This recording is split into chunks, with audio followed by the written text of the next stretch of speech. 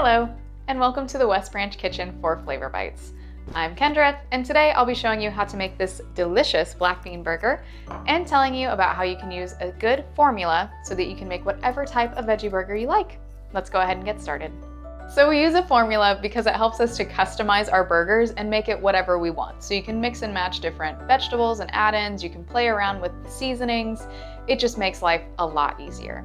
So today, the formula that we're using is a half a cup of allium vegetables. So these are something like onions, garlic, leek, spring onions. It adds a really good flavor base to your burgers that you then add your ingredients onto. Plus, who doesn't love garlic in something? Next is 2 cups of diced vegetables. So this can be peppers, carrots, beets, leafy greens like spinach. Again, you can mix and match with whatever kinds of vegetables you want. You can have it be all peppers, you can mix carrots and beets. It's a really easy thing to play with. Next is 3 to 4 teaspoons of a spice. This, again, is incredibly customizable. If you want something more Italian flavored, you can use different types of Italian seasoning. If you want something that's more Tex-Mex, you can use chili powder and cumin. Then you need 1 to 2 tablespoons of oil. Because we're using this for the frying of the burgers, I recommend using a canola or a vegetable oil. I wouldn't use olive oil just because it burns really easily and you can burn your burgers. But again, you can use whatever you want. Then you need 3 to 4 tablespoons of a sauce. This again adds more flavor and it also adds some much needed moistures to these burgers so that they're not really dry. Then 15 ounces of a bean. We have black beans here, but you can use whatever bean you want.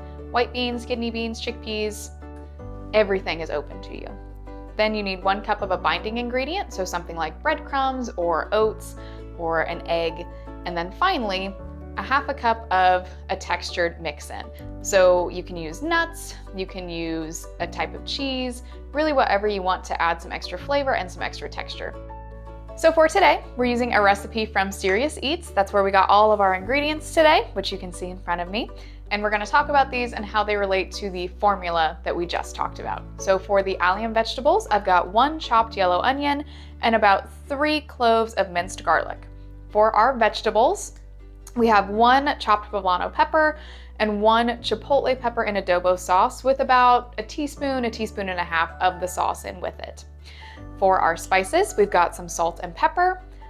Our oil, we have about 4 tablespoons. We're gonna use this when we saute the vegetables and when we cook the burgers.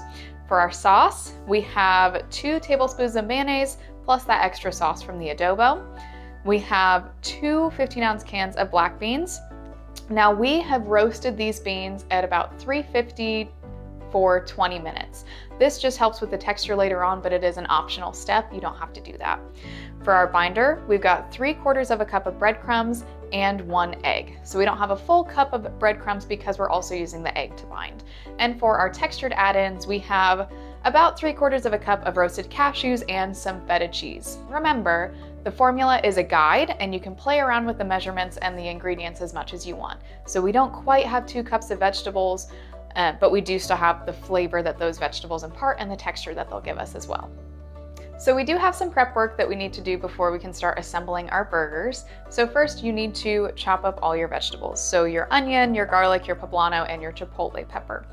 Then we're just going to saute these. So start by putting the onion and the poblano in a pan with about 2 tablespoons of oil at medium-high heat and let those saute until they're soft. So probably about 5 minutes. When the onions get a little bit translucent, you'll know that you're ready.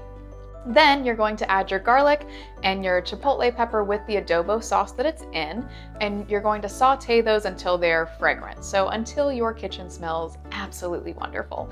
That should only take about 30 seconds to 1 minute. You don't want to leave the garlic in there for too long because it will start to burn. Once everything's ready, just put it in a large bowl and set it aside. For our cashews, you just need to chop these up. We used a food processor and just pulsed it a few times until we got some nice large chunks. You don't want to grind it into a powder because you do still want some of that texture, and if it's too powdery, it's going to dry out your burgers. If you don't have a food processor, you can always use a knife, or if you have one of those old-fashioned nut grinders, you can use one of those as well.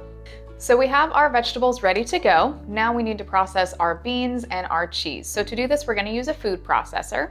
We want to process these to the point where there's still some whole or half beans left. We don't want a complete liquidy mush because that's just going to make the burgers not not really taste as good, but we don't want them too whole because then we won't be able to actually shape the burgers themselves.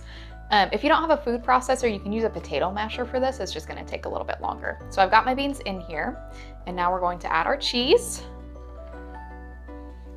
And we'll just pulse this together.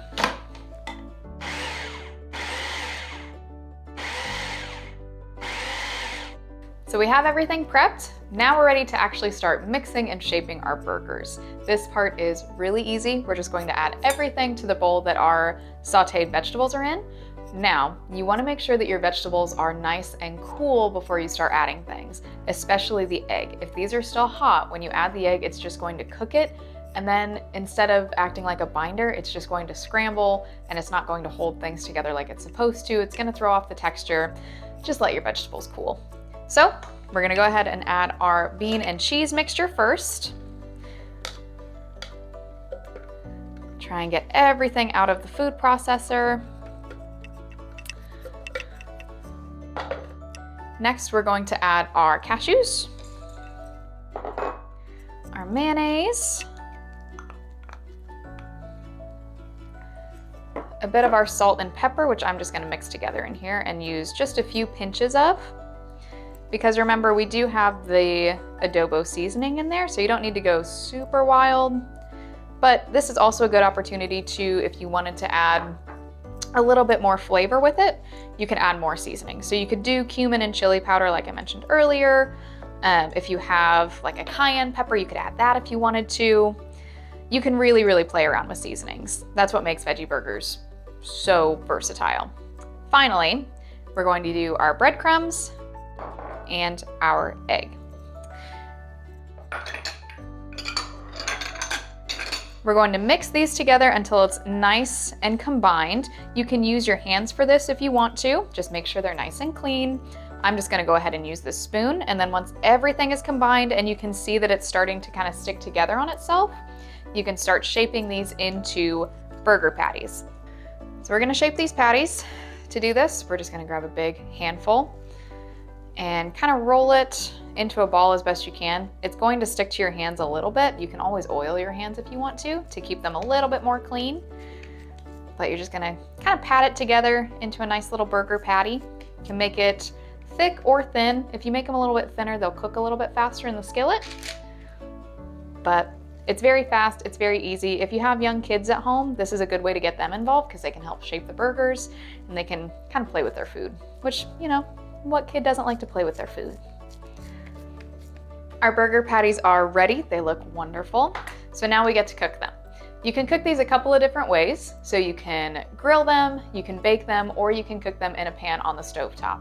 Today we're using the stovetop method. We're going to use a cast iron skillet, but any large skillet will work. To cook them on the stove, you're going to want to warm up about 2 to 3 tablespoons of oil in your pan. Put one side of your burger down and let it sit there for about 3 or 4 minutes until it gets a good crust.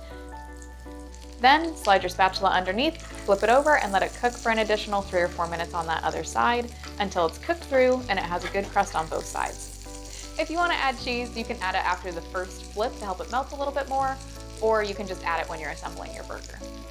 When your burgers are ready, take them out of the pan and put them on a paper towel lined baking sheet. Then you can put it on your burger bun and start topping. Using a formula is a great guide so that you can make whatever type of burger you like. I personally love the black bean burger that we made today. I hope you enjoyed this episode, and I hope you enjoy whatever type of burger you decide to make. I'll see you next time. Bye.